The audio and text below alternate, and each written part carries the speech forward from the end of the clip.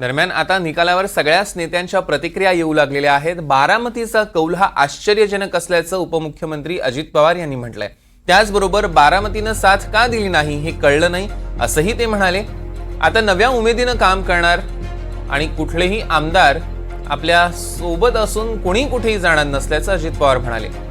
काल एनसीपी आमदारांची बैठक पार पडली आणि त्यात आमदारांनी भाजपविषयी नाराजी बोलून दाखवली असं कळतंय। जनतेत मराठा आरक्षण आणि शेतकरी नाराजीचा फटका लोकसभेला बसल्याचा आमदारांचा सूर बैठकीत दिसला।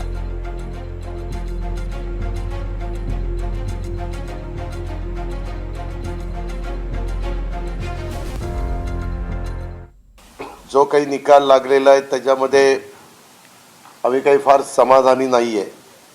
त्याच्यामध्ये ती सर्व जबाबदारी ही माझी आहे असं मी स्वतः मानतो, कारण जनतेने दिलेला कौल आहे।